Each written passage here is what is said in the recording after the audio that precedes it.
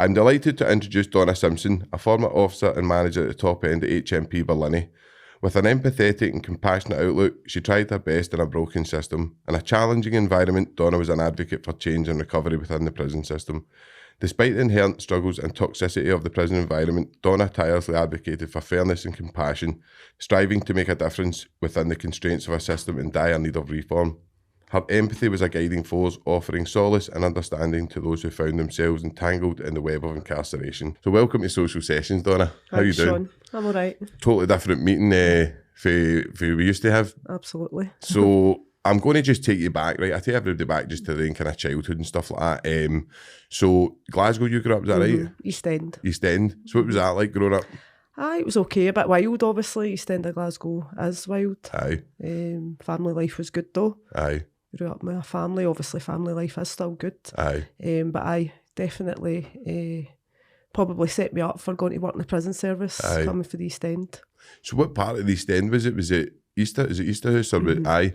So were you kind of in the midst of the kind of gang thing when that was all going about? Aye. Aye, definitely. And what was that like? Did you ever see anything, or were you ever involved? Aye. You used to watch it as well because that was the done thing when you were young.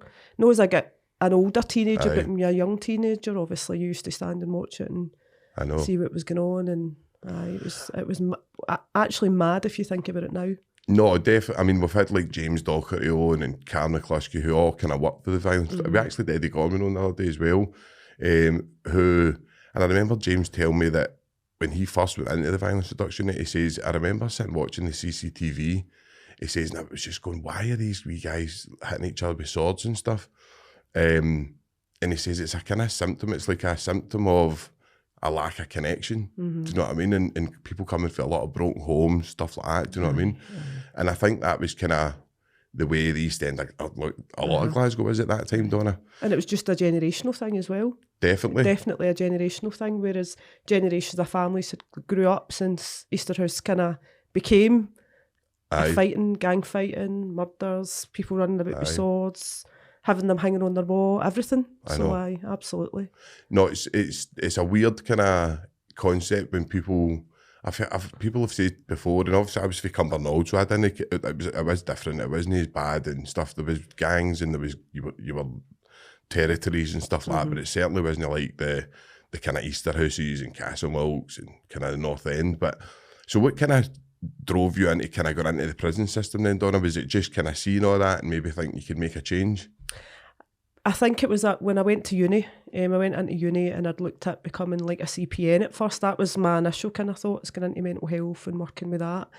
And then I went into social work and actually done 2 years of that. And then just because of finances, I didn't continue it. And that was at the time where I had applied during that course to be part-time in the prison service. And then when I decided after my second year, I'm going to go full-time, and I thought, right, okay, let's do this. Let's do it. And that's how I ended up. And it was definitely, that was, the driver was what I was kind of studying at that time. And it was all about kind of broken communities, public policy, things like that. So the prison service was a cross between getting into that, getting into mental health, looking at addictions, and you get it all in there. So it's all combined into it. So obviously, what age were you when you started on in the system? Oh, now I'll need to think. I think it was 28. 28, I'm sure. And obviously you kind of went up and you rose to kind of a good kind of position in the SPS, but so I'll take you back to kind of when you first, was it always Barlinnie, or did you kind of Polmont at the start? So what was that like? What was Polmont? When would that have been, like the kind of late 90s? 210. 210, was it as late as that, Donna? It was as late as that, I'm seeing your result. How old are you? I know what age. You need to cut that part. No, it's, so it was like 210 actually was when I started, so 210. 210. And what was it like? Because I was in Polmont 2005. I was in Polmont, so when I was there, it was kind of very much a kind of, I don't know, it was like slopping out. It was totally different. Do you know what I mean? Was it no like that when you were there? No like that at all. It was a new prison. Absolutely no like that. Completely different. It was wild though. Much. Obviously, when I then went to Barlinnie, that was completely different kettle of fish. Completely different. What would you say is the main kind of differences that you see in the kind of young offenders in the adult prisons? Probably how volatile they are. Although I would say, obviously, you still get that. Aye. The volatile reaction in the older prisoners at times, but definitely the young ones, the young offenders, they're just something else. Anything can set it off, absolutely anything. I know.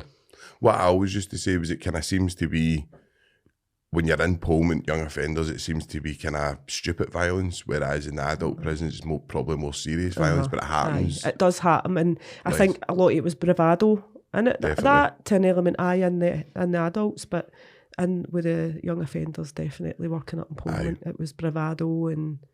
Because there is a lot of drugs in Polmont, but there's no the same amount that you would see in kind of the adult prisons, do you know what I mean? And I always kind of try and say, like, when you look at Polmont and you look at, it's probably just guys that are, but as we say, fae broken homes, different stuff like that. But I think some of the stuff that's going on in Polmont now seems to be kind of quite progressive. Much better it seems to be, and I think that was just, as I left there, that's when the female estate was changing. Right. And they brought some of the females over, and I think the numbers when I left there were sitting at maybe 700, and obviously they're much lower now, much lower, and that's all about obviously alternatives to custody, as we know. But one of the things you kind of touched on that, they're talking about broken homes, one of the things that kind of struck me when I was working in Polmont was how they all knew each other. No matter where they came from, whether it was East End of Glasgow, the top of Aberdeen, Inverness, they all knew each other because of that kind of element of they didn't live with their families, they were maybe insecure or they'd moved. So basically, they'd moved about a lot. So it's a kind of like moving up for the kind of secure homes and the stuff, and you're moving into the next step is kind of Polmont, so they kind of know each other. But they already knew each other, no matter, as I say, where a lot of them came from, they knew each other. You've probably got a sense of social media playing a part in that and all then, Donna? Maybe just like people from that kind of world all being able to kind of keep in contact and stuff like that, because we had a girl on Fern who's really well read on the kind of youth crime and stuff like that, and she was saying that there isn't the youth crime doesn't seem to be creeping back. What it seems to be creeping back is the organised crime part of youths. And I said I was quite surprised at that. And she says, but a lot is to do with social media and being able to keep in touch with each other and networking and stuff at such a young age. Because I don't know about you, Donna, but when I was like 16, 17, there was maybe like, you knew who the guys were that sold drugs, but there wasn't a lot. No. Whereas nowadays it's like kind of in your face, like on social media. There's there's a lot of people doing it. Do you know what I mean? You get added. People try and add you, and there's the wee things that tell you obviously they're dealing or other. It's fake money or whatever. I've seen it like 3 for a 10, all this, and it's kind of open. So what do you think that? Some of the progressive stuff that's happening in Polmont, do you know some of the stuff, Donna? Do you know any of the stuff that's kind of getting worked on there, like some of the stuff? I don't know it all, no. Obviously, before I left, I knew some of the staff that worked up there, and they were kind of telling me. I know some of it with certainly the even younger ones, the 16, 18, some of the restorative justice stuff and things like that were going on, but no more recently. So we talk. That's actually quite. What do you think about restorative justice? Do you think there's a place for that in the system, Donna? I think there is a place for it, definitely. Certainly, and I know we'll come on to talk about some of the stuff about the trauma and things like that. I think there is a place for it, definitely. It's interesting because quite a lot of people talk about restorative justice, and obviously in Scotland we're kind of punitive but there seems to be elements coming in where I've always said it. See, like if somebody robbed a house or something, right, and it was like, obviously it's terrifying for that person, somebody thinking that there's somebody been in their house and stuff like that. But if you were able to do this and put that person who's a drug addict across the other side, who's traumatised, and let that person actually see them, most of the time that person would try and get their forgiveness or try and not all the time, do you know what I mean? But most of the time, and I think it would put a lot of people at ease, just seeing that it's not a personal attack on me, it's an attack to feed an addiction that they've caused because of whatever reason. I think so, and I think as well maybe so, because I think there was something before, and you might know about this, whereby they didn't think it was good for the younger ones. But I think with them more so, it might work. Aye. Just because I think you're right. I think in the way that nobody likes to be that person who is hated by people for whatever reason, do you know what I mean? And obviously there's certain things that people will never forgive and stuff like that, and I totally get that, I understand that.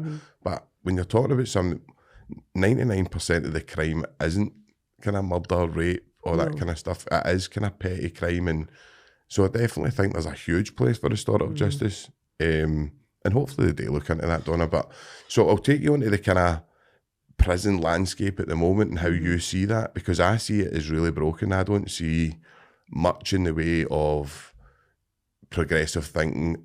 Barlinnie, in my eyes, has become the most progressive thinking. I know you were kind of part of seeing some of that happening, but some of the stuff that's going on in prison now with the different drug trends and stuff is quite scary. So what do you think, what's your kind of take on the prison landscape at the moment, Donna? I think you just talking about Barlinnie, definitely that is progressing. We know there's going to be HMP Glasgow as well, and I think by the sounds of that, that's going to be even more or even better. The way it's going to be mapped out. But again, as they had opened a resource hub, there was lots of different agencies in, community work and partnerships, what it's all about, and that's what it needs to be, definitely, because that's what works. I know. That's absolutely what works. With the drug trends and stuff like that in custody, I don't know too much about that, Sean, so you'll need to come in and no, I kind of know. There's obviously, like, I don't even know, obviously when I was in, it was kind of street value and stuff was just taking off, Donna, and spice was just kind of taking off. So the way it's kind of, for what I've seen, it's stuff like, it's like kind of novelty benzodiazepines, it's kind of novelty. So the stuff that's going in, the last time I seen was called Banazolam, which is a really crude, horrible kind of benzodiazepine, very strong. And people are still calling it tizzy. I know that, and it's no a tizalam. Do you know what I mean? A tizalam is actually better than the stuff that's going in now. It's actually stronger again. And my worry is some of this stuff is starting to show up with fentanyl in it. I know. And I don't think the prison system, our prison system, and the way it's punitively kind of made, and there's a lot of kind of, in the best possible way. I mean, obviously the prison system have got a massive job in their hands, but there's no enough trauma-informed stuff going on. There's no enough looking at the roots of people. And I think when you've got that, you're always going to have people that want to escape. And if you have a drug like fentanyl that's going in that is a killer, I feel the worst, Donna. I know. And it is worrying because, as you say, fentanyl is a killer. Well, any drug, as we know, can be a killer. It doesn't matter, or alcohol. But I definitely, and it is worrying, as you say, prison staff have got a massive job in their hands as soon as somebody comes into custody. And it is that element of escapism. And there's stuff that can be done in custody for trauma work, but there's some that can't as well. So it is getting them at that right time. And also the person buying into it, because that's the biggest part of it. And definitely. I know, and you go, Donna. And I think as well, if a lot of folk will say, as you know, I come in here, I can get clean, essentially. That's the wording they can use. They can get their support, they can get help with it. With stuff that's going on in their life, whether that be housing, whatever it benefits. And if we get them then, but it's when they walk out that door. I know. And that's when the community links need to come in, obviously. I know. I think it's a sad reality that you've got guys in the schemes and stuff like that who are willing to go into prison to get clean, do you know what I mean? And that's how chaotic, I don't think people quite understand how chaotic people are outside until they either see it, experience it, and how do you experience that if you've never been like shown that, or you've never been exposed to it? Do you know what I mean? It's like a learned behaviour as well, because that's what they've learned maybe other days. It might change now as the folk coming up, because we are seeing less and less people going into custody. As we're just saying about the numbers in Polmont. People aren't going to prison for things that they might have done years ago, and there is alternatives coming in. But I do think that you will have the old school thinking of, if I go in there, if this happens, and sadly people do think custody is a safe place for them as well. and it's where they're used to it. They know the staff. I know we can talk about the relations between prison staff and prisoners, but a lot of them got on with the staff as well. They've known them for so long. And that's just reality as well. No, I know you've probably seen people coming through that you've seen for Polmont, Donna, and then you see them coming through Barlinnie. And you do get a relationship with some of the staff, do you know what I mean? And some of the staff who I've met have been great staff, and then you got other staff who aren't so great, do you know what I mean? And that's just the world that we live in.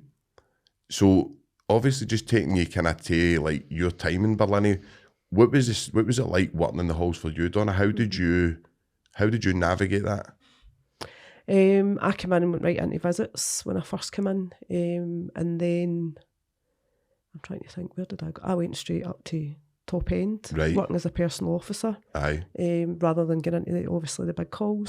And I think that was a good fit for me as well. Definitely. For the type of work that I felt I wanted to do as well, because obviously it is different. And there is some of that work that goes on in the big halls as well, but obviously top end was completely different. I think when you've got, I mean, the big halls in Barlinnie are big. They're big, scary halls. They're massive. The dub-ups are long. A lot of kind of old school staff in there, with old school mentality, do you know what I mean?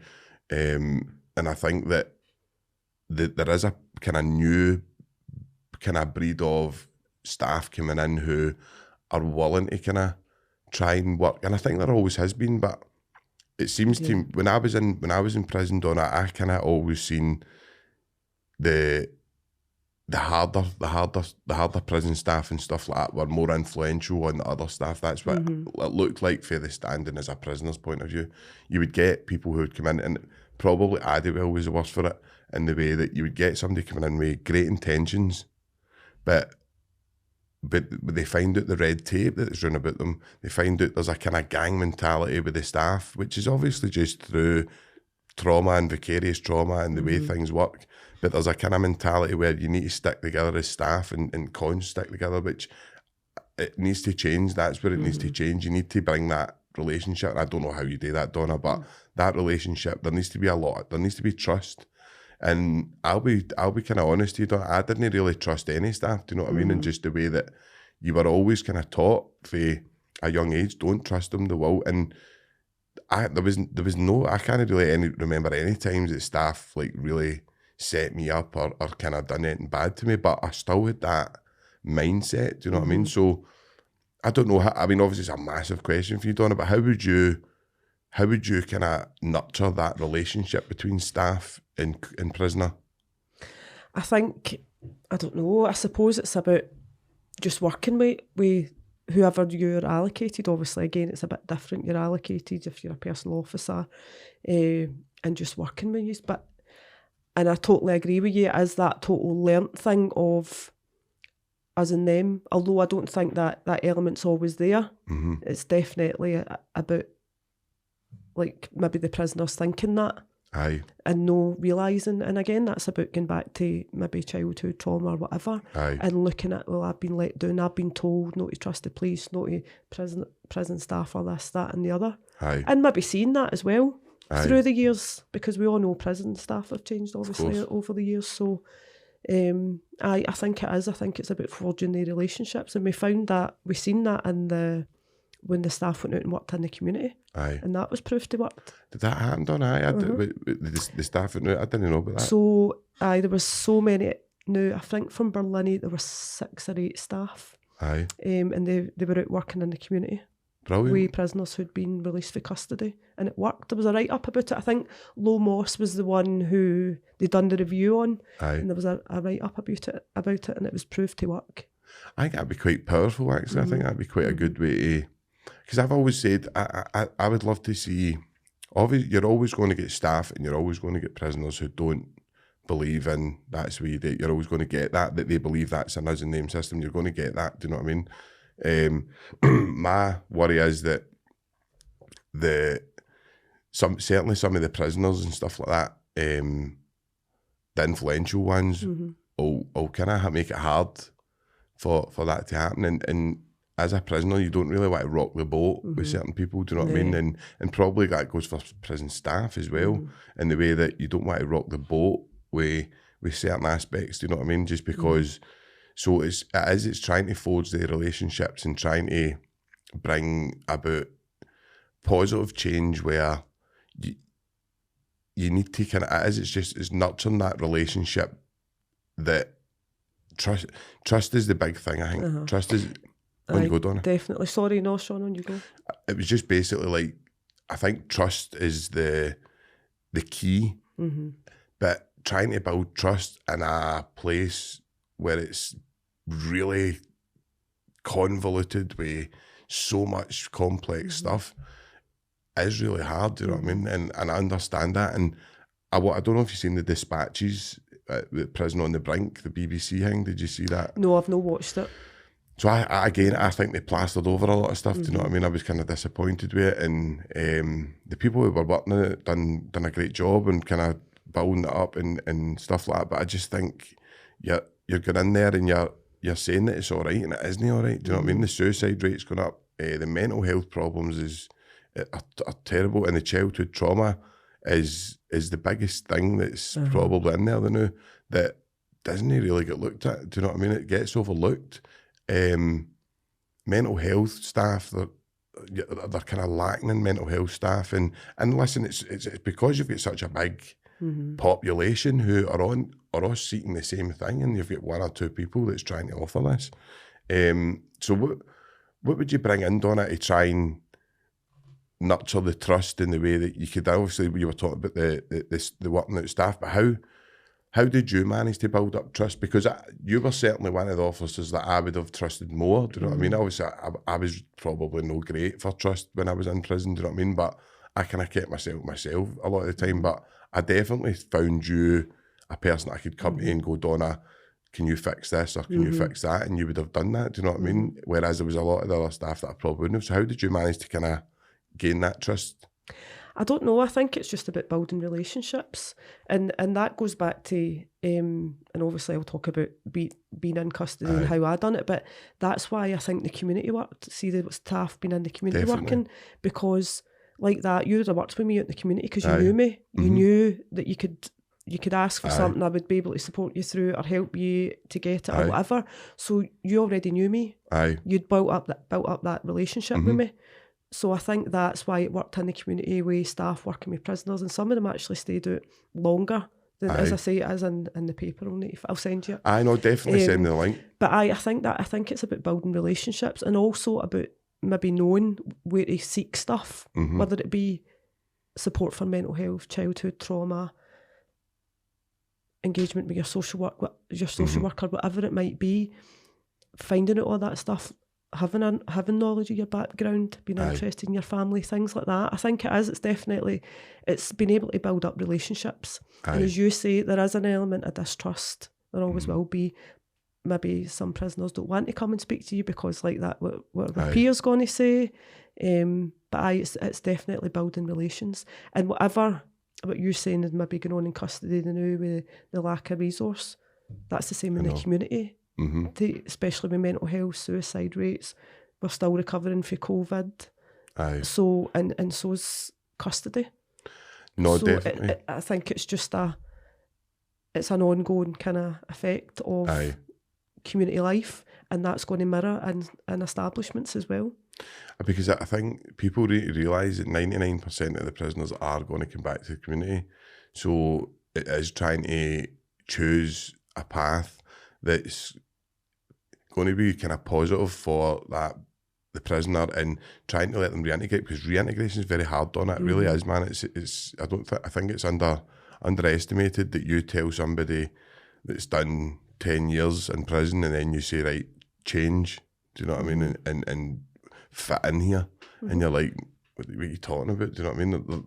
There's no time given for that person to reintegrate, which will push you towards substances, will push you towards your old peers, will push you towards what you know. Do you know what I mean? So I think when I was in prison, you've got that aspect to when you speak to staff, you're a grass and all that, and you're awfully wary of that. It's so hard, isn't it? It's so complicated. It is so difficult, as you say, because you want to build the relations with staff, because they should be the ones working for you. Basically, we're the ones. And as you say, it's when you come into custody, you're essentially de-skilled because everything's done for you, right? Everything's done for you. The older guys, they don't know, well, computer-wise and stuff like that, everything when you get out is on computers, nothing, or it's touch-tone phones or whatever it might be. So you're de-skilled when you come in, and then you come to top end, and there's a wee bit more autonomy given to you. And then as you say, it's that bridging that gap, coming out into the community, and you can get all the support thrown at you. But it's still about saying, I'm not coping, or I think, but as you say, it's probably, maybe there's a reluctance still there, because the other fear factor is potentially, especially somebody that's maybe on licence going back to custody. Definitely. As well. I'm no quoting, and I get that. Obviously, this is a totally different conversation from we've had before, Donna, do you know what I mean? And our conversations were kind of just me coming in and going, Donna, can you fix that? Have you heard when my first grant's coming back? Things like that. But there is an element of, when I was in there, especially top end, where you fear everything, and you fear, like, and I wasn't an angel, do you know what I mean? I wasn't an angel, like, and there was, you were in the midst of kind of stuff that was happening, and you can't help that, do you know what I mean? You're in a place where that's going to happen, but there was certain aspects of stuff that you're going, like, how do they know that, and how do they know this? So you do start thinking there's grasses here and there's grasses there, and it's a terrible word, because it's no fair to other people, like, that are in your section and stuff like that, and everybody's all under pressure, and you think, who is it that's doing it? Who's up there telling them stuff? And some of the prison officers would drop wee things, but to make you think that,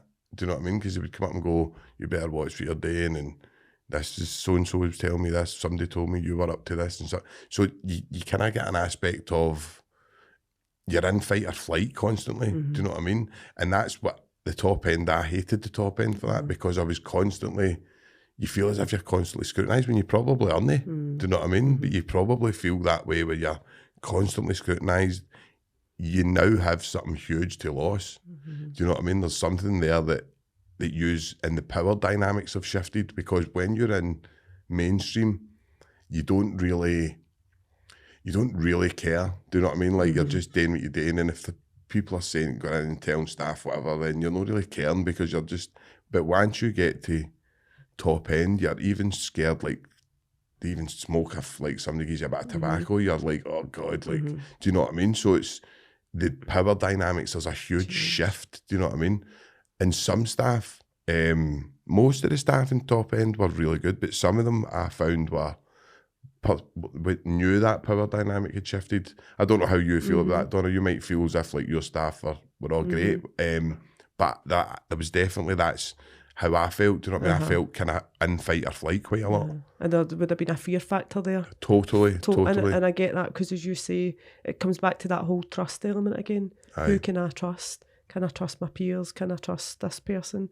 Because again, you always say to folk, remember, you're in custody. You're here for yourself, especially when you're progressing. They're not your pals. I know. They're not your, or whatever, even the staff, as you say, working with them, there's always going to be that element. Are they going to go against me? Are they no? Or are they protecting that establishment, the hall, whatever? But I totally get that fight or flight, as in you're thinking, who's against me, who's for me here?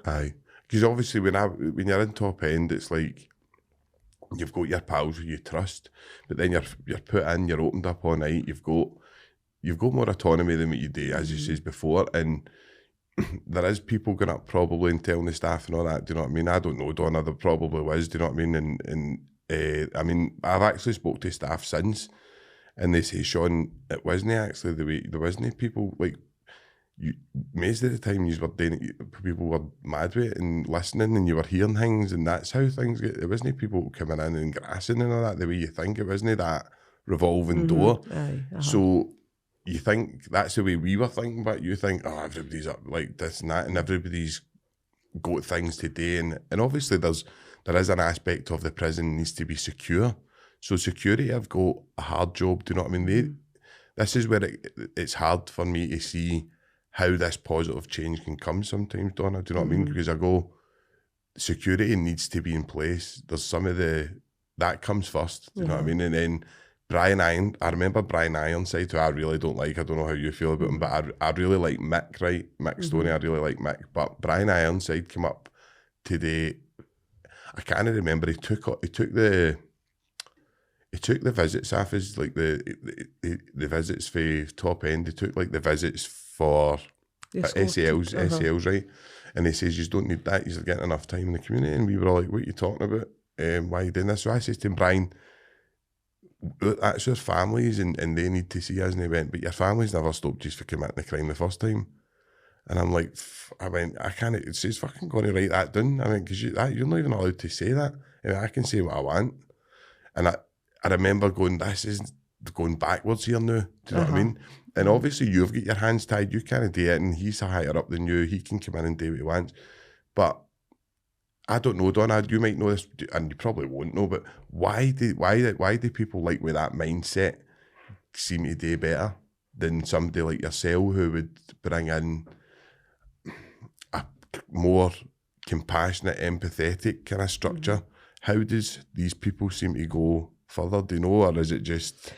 I don't know, because you still have, if I think of some of the staff kind of now, and I don't want to mention any names, but the ones that can show empathy and the ones that are progressive thinking and things like that, maybe some of the older school staff, although most of them have probably gone now, maybe that was their kind of thinking. I don't know, but I don't know if they maybe go further or they were just there longer. Aye. No, I know what you mean.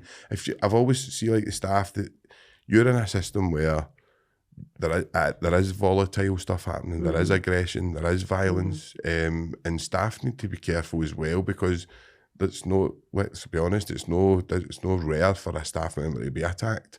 So you do need to be on your game, and it's that balancing act, isn't it? How do you balance something? Because I can't think of another system like the prison system in the way that the complexities of it. Do you know what I mean? Anything else, there's no system that you need security, you need to be, how can you be all these things at the one time? You need to be kind of strict, you need to be compassionate, you need to be kind of on your game, then you need to know be on your game, you need to let your... It's hard, do you know what I mean? It is, and you do wear all hats, if you like, because you have to, as you say, it's about the security of the area, the environment, ensuring your safety, caring for you, making sure you've got everything you need, ensuring you're meeting certain targets that you want to meet as well. So it's hard to do, but I think again it just takes that certain type of person though. I know, and it is a safe environment. I actually had this conversation yesterday about how you don't work there anymore, it's safer, and I'm like, oh, you're actually safe in there. Although, as we know, stuff does happen, really nasty stuff, horrific stuff in fact, to staff and prisoners. However, on the whole, I wouldn't say I went in and generally felt unsafe, because I never. No, things are rare, but if you were to take the stuff that happens in the community, and then it's similar, do you know what I mean? But prison just gets a bad kind of rap, and the media, I think I've got a big part to play in that, Donna. I think the prisons are scared of what the media are going to write, they're scared of what the media are going to say, and it's, I don't know, it's hard, it's because we've had so many people on here talking different about the prison system, and obviously I've got my views on it, do you know what I mean? I don't think there's a lot, I think they could be doing a lot more, but they don't have the budget, they don't have any of these things. But I'll even take this, Donna, and how do you get the value system right that the SPS has got right? How do you implement that in such a volatile, that's where I go, no, that's not right, they shouldn't be putting that value system up there. That's only my opinion, Donna. But how would you implement that, if you know what I'm talking about? How, because you were behind the scenes, so how is that implemented? How do you mean, as in just the whole values of... So see, like obviously integrity and all the kind of value system that the SPS put. How do you implement that in such a volatile and thingy system? It's like a paradox to me. Do you know what I mean? It is, and although a lot of it is kind of systematic, it's no linear. It's I would work with you differently as I would work with another person, maybe somebody else in another hall. And I suppose it's trying to instill them, because it's about role modelling as well in it a wee bit. And I don't know, I really, really don't know. But being able to do it is about working together, working with other agencies. As you touched on there, we've not got the budget. There's so much more could be getting done, and that includes in the community as well, and forging the relationships. But instilling that value system is obviously one of our aims. That's what we need to do. That's what we need to do from the minute you come into custody, or our person comes in. But it is difficult in that environment. But in some respects, it works, because you're no thinking about. And this might seem strange, you're not necessarily thinking about that you're in a prison environment. I'm just working with you as a person, or that person. I know what you mean. No, I know what you mean. And obviously, it's one of the ones where, as an ex-prisoner, and I've still got pals in there, and I still hear the way things are going, and I feel as if it's still going backwards. I don't really feel as if it's going forwards. And listen, there'll be people who argue and say, no, Sean, I think there's other stuff coming in, and I'm always open to kind of people telling me like that, the views, and obviously this is how it's great to have you on, Donna, but I just think that the system fails it. If we take top end, for example, right, which is an extremely hard, it's obviously all the kind of the best of the worst, if you like it, like in the way that these people are the worst prisoners, apparently, like the biggest, longest sentences. And then they come to top end, and top end for any of the viewers is kind of like maybe 4 years or whatever before or prior to your kind of release. You start kind of getting released into the community and working. But if you take the top end success rate, Donna, right, this is where I always say that any other business model would have been kind of shut down with that success rate. And it is hard to understand, and there's so much stuff. But what would you say to that kind of, this is a kind of slight I'm doing on the kind of top end, but what would you kind of say to that? I think as well, obviously a lot of that, are you talking about the folk who come back and forth all the time, and how many times they've been around that whole progression path? So it just basically, if you took 100 people in at the top end, you're probably doing well if you get a fifth of them through. Do you know what I mean? I think that's probably accurate. Definitely. And obviously we know there's reasons why that happens, because in the ideal world, that 4-year window for folk would be 2 years at top end, 2 years up in the open estate, and that would be and ready for release. And there's reasons why that doesn't always happen. Many different ones. Of course. And the worst thing you want to do is set somebody back, because you don't. No. You definitely don't. You don't want to see anybody going back the way. Is that you? Because that was your outlook, certainly your outlook. But I definitely seen some things, and I know it's hard for you to comment on it, right? But I definitely seen some things where I'm like, really, like people, like I'll take one instance for example that really kind of annoyed me. Like a guy's, and obviously you shouldn't be taking drugs, right? Drugs, you're not allowed to take them in the prison. It's against the rules. A guy lost his young nephew, and then was drug tested the next day, and then sent back to the halls. And I always said, what? They know he's going to be doing that, right? So you basically took the opportunity of that death to go, he's going to use drugs here. No, you, Donna. No, I know. Like somebody else, do you know what I mean? So I think your outlook was really good, but I don't know for the staff at that. And that's, you were always kind of there for people, and everybody kind of knew that. Everybody always, I don't think I heard a bad word about you in there, Donna, but I did see certainly some stuff that in the top end I would have questioned him. I don't think that's right. I don't think that's right. And obviously every system's got that, but... And I think the total, obviously the substance use is a barrier to progression, we know that, and I don't know the answer to that, because where the risk assessments come in.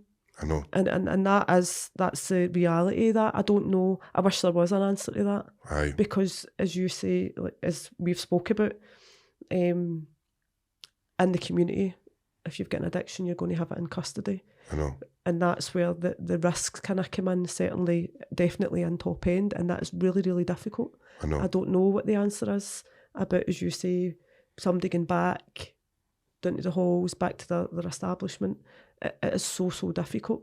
I know. And the opportunities there, and again, I think this is where the trust thing comes in as well, because the opportunities there to say, I need help. Mm-hmm. I need help. But it is a real difficult one. I would never have felt safe saying that. Mm-hmm. I would never have felt safe opening up to a prison officer and saying, look, I need help.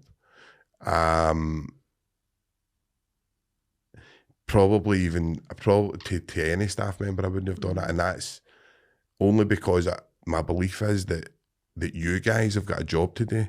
And in your job role, whether you believe it or not, whether you, like, because I know your views on it, Donna, but whether you believe that person should be downgraded or drug tested or whatever and then punished for it to the extent of going back for a couple of years, that's where I would go, no, I can't, you can't trust them. Do you know what I mean? So there is that massive barrier. But how would you... It's about ensuring that folk know. I suppose if you come and say, I've got an issue, I've used a substance or this has been happening, the open and honesty isn't there because of that fear factor. And then for us to say, well, this is in place for you in here, there's a recovery cafe, referral into addictions, whatever that might look like for you, whatever's going to support you to get back on track. Aye. And then, as you're saying, for an establishment to say, well, we're going to support this person and no return them. Mm-hmm. So... No, it was, listen, and it's a huge... I just don't think you can punish addiction into somebody. Mm-hmm. No. I don't believe that. And I know you believe, you're the same as me, but I have heard staff members saying, like, it's a choice, it's your responsibility whether you take that or no. And I get that to a certain extent, but I also think that you're no taking into account the background trauma, the way that people are in fight or flight, how the aspects of that, taking the drugs, peers run about you, stuff like that. There could be stuff happening in the house, your girlfriend could have left you. There's so many, like, talking that your nephew could die. I'm not saying that you should just let people take drugs because their nephew died, do you know what I mean? But using it as a target to go for somebody, I don't agree with, do you know what I mean? And I don't agree, I mean, as I'd say, I don't agree with the drug testing system anyway, the way it is. I think that obviously it's no working. We can see that clearly, that there's no change in the kind of drugs. I wish there was, but there seems to be more overdoses and code blues and stuff than there ever was, do you know what I mean? And it's scary for the staff, and it's actually kind of impacting on them, do you know what I mean? I think staff numbers have went down a lot because they're seeing stuff that's quite horrific. Mm-hmm. Oh, absolutely. So was that something you seen, Don? Did you see a lot of that kind of stuff that was quite traumatising to watch?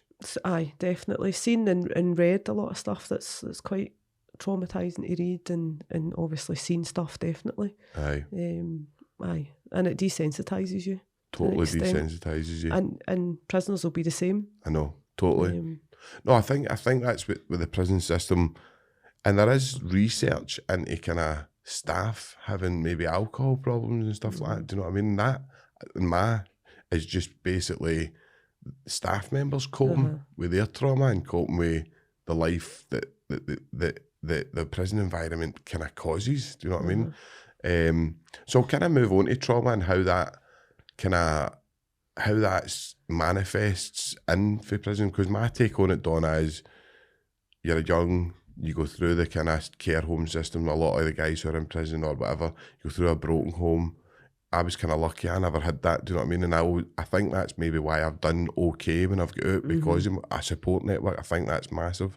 But I think you have trauma in the background, you have all this kind of stuff, and then you're put into a place where you really need to be hyper vigilant, do you know what I mean? It's like a jungle at times, do you know what I mean? So what's your take on kind of trauma in the way that is, do you think it's widespread right across the whole prison system? I mean, I don't know what the statistic is now, but it was I'm sure it was something like 78%, which would make sense. Aye. And definitely it is widespread. Aye. And obviously your experience of something would be far different from mine. Aye. And it is maybe about that support network as well. But But I absolutely know having that support, going through trauma, whatever that, whether it's physical, mental, sexual, no matter what it is. Aye. And obviously we've got them coming in and out of Barlinnie. Aye. No addressing it. I know. Maybe having the opportunity to address it at times in the community, but again, no having the skills to be able to stop using. Aye. Again, we come back to substances, because It's all interlinked, isn't it? Absolutely, 100%. But absolutely, there's always underlying trauma. Well, in my experience, there's always been underlying trauma with the biggest majority of folk that I've worked with, wherever I've worked through it, my kind of working life. So I'll ask you a hard question I got again, Donna, right? But it's, what do you think that somebody who's been through all that and is in the prison system is maybe trying to use drugs to escape should be kind of punished, or do you think there should be another kind of system that should be implemented? I think there is, but it's the opportunity to use that system, because there can be work undertaken by psychology and stuff like that as well. But it's how again that comes back to how do we then manage that if somebody's no want to tell us as well. So say I came to you, Donna, right, and I was like, hey Donna, I'm you're on the halls, I'm fucked here, like I'm really I need to take Valium and that, and I'm taking it on a daily basis. What would your steps have been? Do you know what I mean? Because I know you'd think, I honestly think you think differently. I don't know if you know that, but I think you're more compassionate and empathetic than a lot of the staff that are in there. But what would your steps have been in that case? It would have been a referral into addictions and then onto the recovery cafes. But first of all, into addictions, it would have been speaking to the staff. So no long before I left, I'm trying to think, maybe about 2021, there was the kind of service set up by the NHS, because obviously the NHS needs to mirror outside as well. And there was staff kind of about, and I worked quite closely with a female member of staff and speaking to her just to find out a wee bit more of what she was doing, because again, it was one of the things where I didn't know a lot about it. No. And then I just stumbled across it kind of one day, and it was all about how to manage your addiction in custody, especially when you were getting out and stuff. And obviously they've got the training for naloxone and all that as well. So that was all established. That was obviously long after you'd went. So it had kind of changed. But that would have been the steps, referral into that service, onto the recovery, and then see where it went from there, rather than, because it can't be punitive. I know. It can't be. I know. It is about, you've came to me and I now need to refer you into these services. Matty, I've never seen an addiction getting punished out of anybody. Never. I've seen staff like yourself being able to come and take people and maybe show them that this is what you're going through, this is why you're going through it, this is why you're using it, you're escaping. I don't think even a lot of guys even know why they're in the circle they're in. Their awareness levels are really low. Do you know what I mean? So people talk about MAT standards and stuff like that in prison, right? And when I was there, I don't know, it might have changed, but I don't believe it has, but it might have changed. There's absolutely, they're definitely not getting implemented the way that they should be. And whether that's due to just the sheer volume, or if it's down to how, again, the trust levels, or people just don't want to because they're in a position of, I'm in the jail, man, like I just want to forget this place anyway. So, I mean, you could go round and round in circles and we'd be here all day, wouldn't we? But it is one trying of the... to find a solution. Aye, and I think that's the thing is, like, there's so many people looking at this, and it's... I just hope that there is stuff that's... I hope that HMP Glasgow is a kind of progressive thinking, new way of looking at it. I don't know if Mick's taken over at it, but... what I say about it is, like, see if you look at kind of Holland and all, right, I don't know what Holland's doing, but Holland are shutting prisons down because they're not getting used, they're empty. So I don't know what, but what I would do is legislators, government, even prison officials, like high up, go and see, man, what is it they're doing here? Because Holland's a rough country. It's not as if it's like a wee kind of rubbish country. It's not got any crime. Huge crime element in Holland. How they managed to shut prisons down, I don't know. But it's certainly so. I like the Scandinavian model, but I don't think our society is ready to accept again that let's be compassionate, empathetic towards a prison population who they don't believe in. And I would agree with that as well to an extent, because obviously we've got prisoners. That means we've got victims as well, and victims' families, and the public. So there are elements of public protection. Aye. We've had policies and laws change because of things have happened with people being out. I know. So I think there is some of that as the public ready to accept that the kind of changes. Actually, just funny you've mentioned Mick, because I'd read something and it stuck in my head about him saying we need to send people to prison who we need to be safe from, the people who annoy us. And I think that was a couple of years ago, and that did stick with me, and he's right. Yeah, he's right. He absolutely is right. But how we manage HMP Glasgow, I think, is going to be completely different by the sounds of it. I hope so, Donna. I really do. I just hope that they use this new chance to make this, and because what they're doing with the women's prisons, and I don't actually think it's going great, do you know what I mean? But I think it's going better. But they've shut it down, because what would see if like there was smaller. See, you had a hall and there was 20 people in it, and there was maybe 3 staff in it. You've got a lot more time to build up that trust and build up that rapport, and maybe show people this is why, how, and this is a conclusion that you can come to if you work with, do you know what I mean? Whereas you just get guys that are so untrusting, like they're just so shut off to, and it is what you mentioned on it earlier, it's generational. You're brought up with that as a child. Don't tell them nothing, don't speak, don't talk, and certainly that was the way I done my prison sentence. I done that in the way that I was like, don't tell them, just tell them, and in a way tell them what they want to hear, and all that kind of stuff, which isn't doing anybody any good. Do you know what I mean? But the whole shut off thing, that's because that'll be maybe a lot to do with the fact that, again, going back to that trauma, they're used to being shunted from here to there, no trusting people. I told them this, telling their story repeatedly, and nothing's changed. So what's going to change for me this time as well? So I get that. I totally get that. Because when you're going over that story, you kind of are re-traumatising yourself. Do you know what I mean? And you're going over it. So if you get to know somebody and you're actually in with them and you're building up, you get to know how that person works, how he thinks, and you're able to. But I do honestly think, Donna, I think you're different for what I think you're different for a lot of the other staff, more different than you think. I think we need more people like you. Unfortunately, I don't see that. Do you know what I mean? I wish I could say that I don't, but I don't see it, Donna. I don't see that.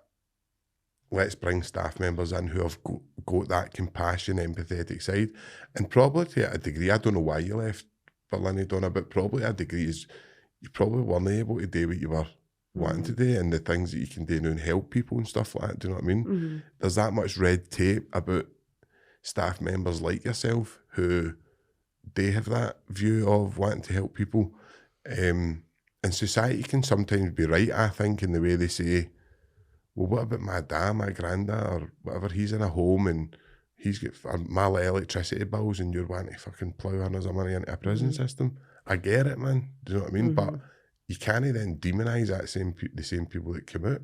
No. And it's where does it stop then? Aye. Like, can we stop it at this generation? I know. And that might be possible with some. It's not going to be possible with everybody.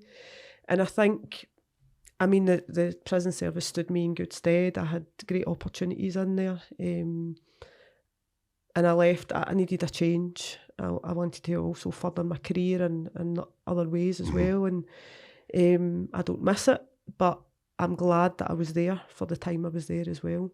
And I think it has changed. I definitely see the staff group kind of changing as well.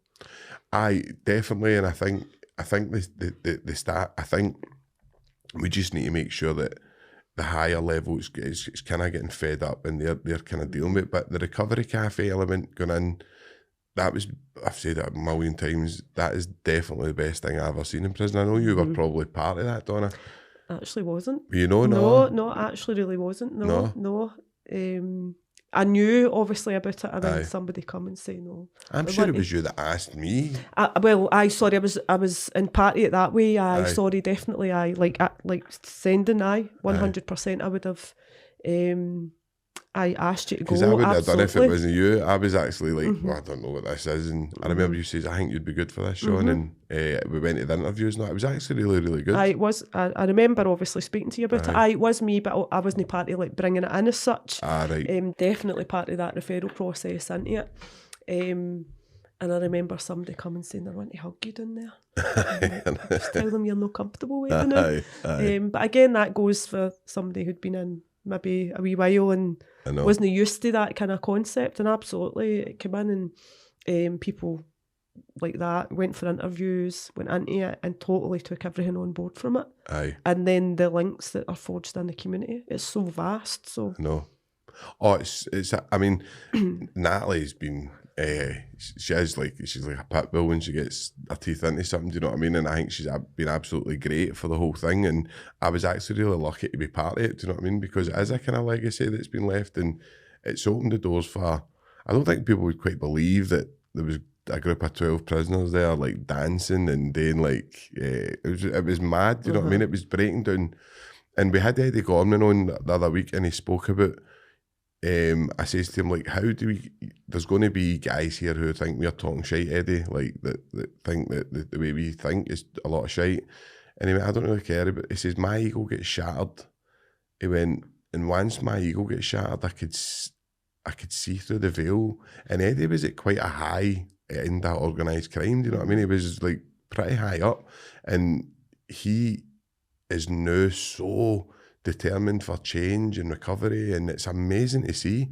And I really do believe if he can do it, MD can do it. And some of the people that went to the recovery cafe, and what I believe now, I only still here, I still keep in touch with Natalie, are people that I would never have thought, Donna. Right. Do you know what I mean? So I'm thinking that there is this change that's happening that you just need to adopt it, but I don't know why Natalie's blueprint hasn't been like put through all the prisons. I don't understand that. I don't know why they're all trying to do their all wee different things. And I don't know, you might be able to tell, is that just down to like... I don't actually know either, no. I don't know. I know it's definitely worked, obviously, there, and having spoken to people after who've been to it, been through the qualification with them and that as well, worked their way through it, and it works. Like if like recovery cafes and being in recovery and going to meetings, definitely, for what I've seen, works. So it's something that if it's going to work in the community, it's going to work in prison. But I don't know why they all do their own thing. I don't know. It's just that, I mean, obviously everybody's just trying things, but I think obviously each prison, each governor has got, because I know like there's some governors that aren't as focused on recovery as others, do you know what I mean? And that's what it is. But it is great to see the changes, and I think there's trust being built in these places, do you know what I mean? And guys like Rab Care, do you know what I mean? Rab Care's been absolutely, he was brilliant for like bringing in stuff in. And Rab will tell you 10 years prior, he was like, I was a fucking arsehole of a screw. Do you know what I mean? I was like, I wasn't the guy I'm at today, do you know what I mean? He says, and probably to an extent, these egos need shattered and all, the prison staff, do you know what I mean? And that's not in a bad way, I'm not meaning that. I'm talking in the same way as a prisoner needs their ego shattered, because when you're living on ego, your outlook's totally different. You don't see, you're blinded by it, if that makes sense. And then in the prison, we spoke about it, the macho stuff and all that. You feel as if you need to do that. I hated the person that I'd become, if that makes sense. I was never a bad prisoner, wasn't but I certainly was in that us and them kind of thing. I believed in don't go to staff members and stuff. That was my belief, but it seems as if the way Natalie's talking, it's really touching a lot of people. She's got a big changeover now, do you know what I mean? And it's a safe place. I think that's where the whole thing is done. I see when you're in a safe place, and that's what the recovery cafe was. It was somewhere to drop your ego, leave your ego at the door, come in, get vulnerable, and be able to speak and talk about stuff that you didn't think that you could speak about to staff members. So how do you, obviously you've moved on now, Donna, right? So you've moved on to, where is it you're working now? Is it? I'm working in recovery. You're working in recovery. So how's that been? How's the big change been into working in recovery? It's been really good. Obviously there is some crossover as well, with yourself as well, but there's been some crossover, but I'm really, really enjoying it. It's really, there's lots of good work done out there. As I say, the meetings with recovery cafes, it is mirrored in the community. It should be in custody everywhere, for people to take the opportunities and obviously address their mental health, their trauma, everything else that they need in order to keep away from substances, alcohol, no matter what it is, and get their life back on track. Definitely. So what's kind of your outlook on recovery, the new, like, I'm quite cynical, Donna, see me, I'm thinking about it, I'm talking here, I'm seeing finally. But there is so much good stuff happening, right, in recovery, right? So much good stuff. But the drug deaths are still terrible, and we've got so many people like needing help. And I think there's a lot of stuff clogged up, do you know what I mean, with paperwork and stuff like that. And I think we're starting to notice how to do it. But what's your kind of outlook on the landscape of recovery then now? I think, and I need to be kind of mindful of what I'm saying as well. I think my outlook on recovery, there is loads of good work getting done. Yep. 100%. There's waiting lists for everything, and that again, just what's happening in society. It's always going to be a thing. So there's that time. Paperwork all needs done. Everything needs to be in place. It needs to be the right time for that person as well. Yes. But the outlook on it is there's massive work getting undertaken. Absolutely massive work. There's lots of money. Well, I'm saying that. There's no lots of money, but obviously we all know there's going to be cutbacks probably everywhere, and that's the result of COVID and that as well, and everything increasing. But there is masses of recovery available for people. And on you go, Donna? No, sorry, on you go. No, we've had like Anne-Marie Ward on, we've had different people for different, and Anne-Marie's like all abstinence and rehabilitation and like rehab and stuff like that. That's just her belief is all that kind of stuff. And then you've got harm reduction and all the kind of stuff. And I think there's a place for both, right? I don't believe you need to be abstinent. I don't believe that, obviously. I'm the same as you. Because that might not be possible for some people. So it is all about safe using. 100%. People want rehab or whatever else, or to undertake work for their trauma, their mental health, anything else. But it is all about safe using of substances, absolutely. And if people want that abstinence, then that can be there for them as well. No, I think if you say abstinence too quick to somebody, I think abstinence is a great goal for a lot of people. I think it's a great goal, but I think if you say it too quickly to somebody, I think they can get put off. I probably should rephrase that.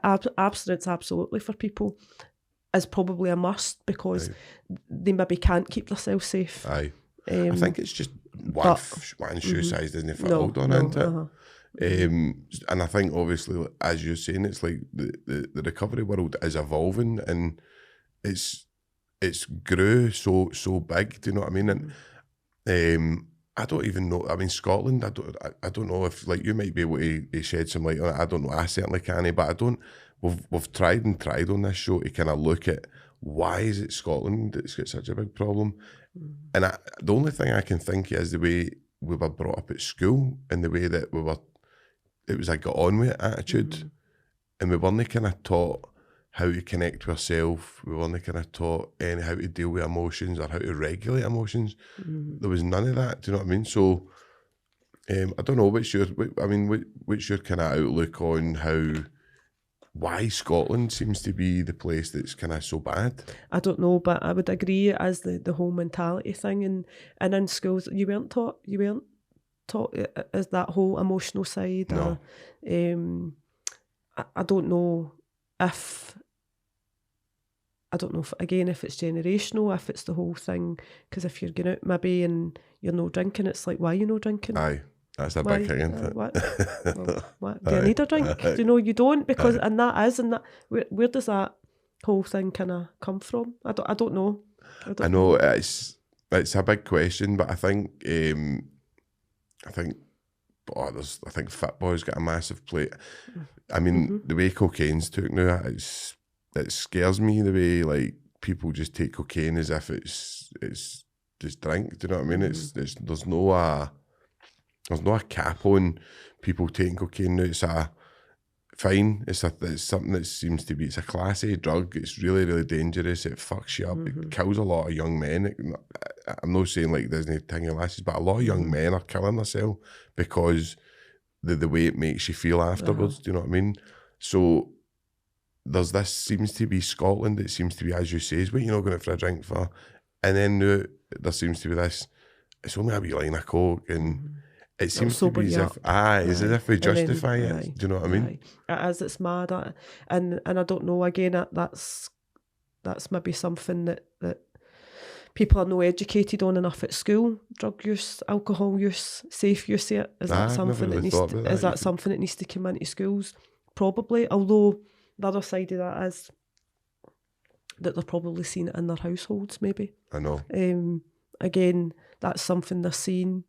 Or in other people's households, or with even with their friends, whatever, if they're old enough. But is that something that we need to bring into schools to start educating them on at an early age?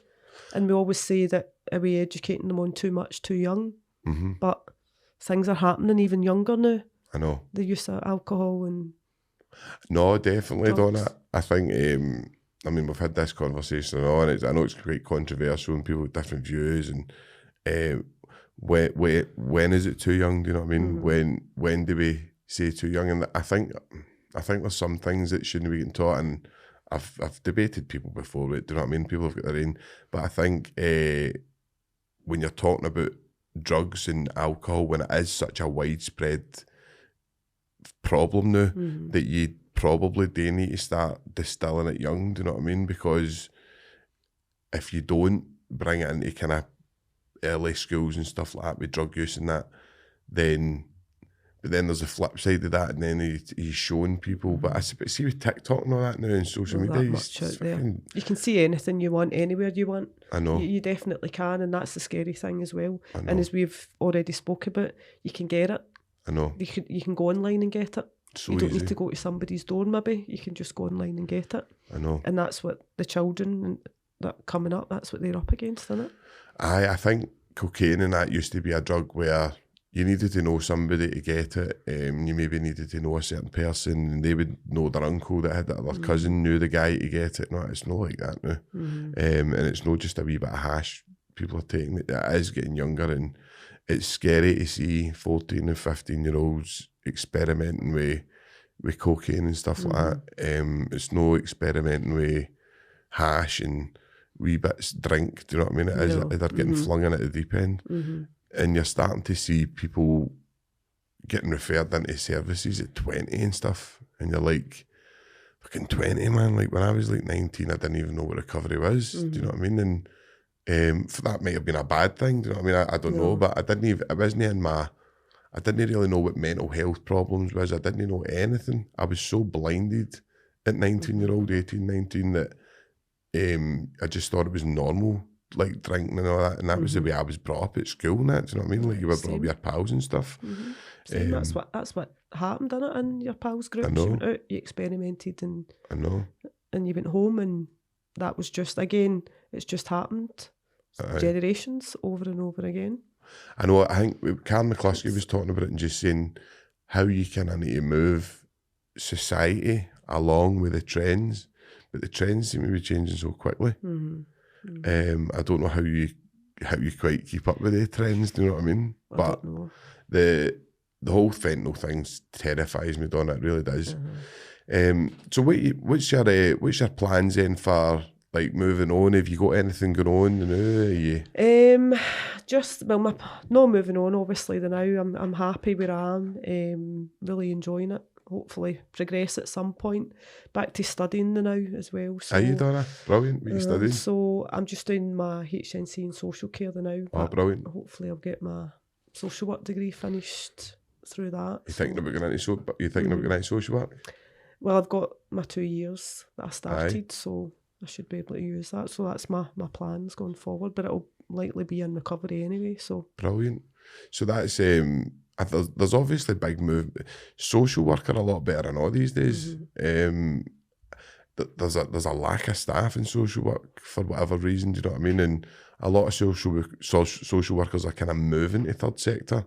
I don't know if that's because the red tape that they find themselves about. And I think when you're wanting change and you want real change, when you go into positions like social workers and that, you could have the best intentions in the world, but you've got to, the legislation needs to change if people are going to implement fully the stuff that could change. But there is a lot more going on in the community where social workers are able to refer. There's recovery cafe on nearly every day. You've got there's so much. Do you know what I mean? So much recovery in the recovery community, no matter what it is, what it looks like, or who's hosting it. There's something on every day, every night. There's 2-3 meetings a day sometimes. So it just depends where you're at and what you want to go to. It's huge, absolutely huge. I think what they're doing, I think it's amazing. I think they're starting to choose and individualise people's recovery, which is great to see. It's like you see people coming in and they're trying to actively find out what you've got, and like some guys will say to you, like, just say music, and you're like, now you're able to refer them to a class where do you know what I mean? There'll be something in the community for everybody now. Do you know what I mean? You've got street soccer and art, street soccer. You've got the community gardens. They can do there's just so much, as you say. It's anything. What do you like doing? And most of the time there'll be something or there or thereabouts that we can say. That's you can acting get referred into that. Oh, that's amazing. The acting stuff's really, really good. I've seen them a few times, but they're brilliant about the day. I mean, I've seen really shut off people. Like the recovery collective. I've seen them really shut off people, and before you know it, they're and I'm like, wow. Do you know what I mean? So big a change. Do you know what I mean? And I think it's people that. Young people sometimes as well that have lost their sense of reality and lost the sense of nobody cares, and they're getting into these places and that you can see the self-esteem and confidence building back up. Do you know what I mean? Absolutely, it's so good. So what else? Is it Glasgow you're working, Donna? So what's some of the stuff you've seen in Glasgow that's going on? Because obviously I'm kind of North Lanarkshire area. What's some of the stuff that's going on in Glasgow now? In Glasgow, obviously you've got the North East recovery community, huge. Do so much meetings on all the time, male and females mixed, separate. Street soccer, who again in custody and stuff, all in there. Spoke about Natalie's as well, being in the recovery. She's got Cisco in the community. They're really doing well. They've actually got a recovery cafe at Celtic Park, which is amazing to see. Some of the big institutions like Celtic, Rangers, all the big clubs, and it seems to be all the kind of football clubs are getting involved now, and they're all kind of offering recovery. And I think people are do you know what? I'm starting to kind of be a wee bit optimistic, and there's a wee bit of a shift in the way that people think about addiction and recovery and stuff like that, and trauma, and how it's all kind of really, really intrinsically linked. And I think as well, even with that one at Celtic Park, you can meet for food before it, and then the meeting starts. They've had some stars in as well, doing talks and stuff. So that buys people into it as well. Definitely. But definitely, I think hopefully there's been a shift in society by how they view addiction as well. No, I think there is. I think you need to. I probably need to be a wee bit more optimistic in these things, do you know what I mean? But I'm always seeing that, I'm always kind of going, I don't see that. But that when you do think about it, there is so much going on, there is so much that's wrong, and that is what it is. But when you actually see the amount of people that's willing to help, and the amount of people it's phenomenal. And I think I'm not a 12-stepper, Donna, right? And I think it's probably the best model of recovery I've ever seen. I think it's certainly the where I see people shine most when they go through a 12-step program, but it's not for everybody. Do you know what I mean? I think there is. We need to kind of come together, and I know Anne-Marie Ward and that have tried it a few times and tried to bring people to the table and get a movement going where there's maybe something like a kind of union where you've got the kind of big people in recovery with the big voices all coming together and coming, and I think it will come. I think it's starting to take shape. Do you know what I mean? And I really hope you've got the recovery bill that's hopefully will get passed. So society is definitely looking at it differently. It's just how differently. Do you know what I mean? It's like I always say it on here as well. You've got these fucking billionaires and all that with billions of pounds in the bank, and you just don't need it, man. No. And especially when there's so many communities just wallowing away because of drugs and stuff. Do you know what I mean? People scrambling about trying to and I'm talking about governments and stuff trying to push money into it. I know. And I mean that's always going to be a thing. We're always going to have it. It's always going to be part of our community. Aye. So it's about, if we put that money in now, plough the money into it now, can we make it a wee bit better? Aye, because obviously you've got Recovery Connects every year, which is amazing. Obviously, I seen you there the last time. It's just such a... The freed up events. Events. They're really good. I never ever thought that you could go and dance and stuff like the way you can, do you know what I mean? It's like you've seen so many people that are sober, do you know what I mean? And you're like, I remember John Mancini was on the other day and he said, when he first seen it, he went, they're all fucking mad, mate. And the guy, his pal, was like, no, he says they're high on life. He went, loving it. They look at them, he went, they've got to be. And he says, obviously they weren't, he says, but at the start when I first seen it, I was like, how's this fucking recovery? But it is, no, it's phenomenal. It is, and you've got people like Bez coming to the last one, obviously, the one I met you, he was good. Brilliant. And hopefully that will keep coming and they'll be bigger. Kind of it does seem to be getting bigger, bigger every year, do you know what I mean? It seems to be growing. So just as we're kind of coming up to the end of the podcast, Donna, what would you like to see change? If you could change some stuff that's in recovery now to maybe improve it or whatever, what would you bring in? What's the kind of stuff that you believe that you're kind of passionate about? And it is probably about a lot of the kind of waiting times and stuff like that, although they can be no long. But if I had this magic wand, you would have anybody who's coming to you with whatever it is, whether it is they need recovery, mental health, their feelings, that you would have them in that day. That's the thing. Aye. And again, that might not work for some people, but if I had my magic wand, that's what I would have. That's what you do. So I'll just put you in the spot for the last wee bit, Donna, right? For the last wee bit. I do this with all my kind of guests, right? So see somebody that's maybe out there that's struggling with mental health, addiction, whatever, trauma. What would you say a wee message for them, just so to get in touch or to get in touch with somebody? Just seek help, absolutely. Just if it's with your GP, if it's with family, friends, reach out. Look online, there's Breathing Space, there's Samaritans, there's loads on recovery who you can contact through it. No matter where you are, you can make contact. Aye. If you look online, it's there for you, definitely. And it might take that wee bit of time to get it. But in the meantime, if you've reached out, you've got the support there. Brilliant. So is there anything I've missed out, Donna, that you would like to talk about? Is there anything that you would like to kind of maybe say, or anything that I've missed out? I don't think so, no. No? Nope. Covered everything? Covered everything, Sean. Right, so no, thank you very much, Donna. Thanks for coming on. No Brilliant. problem.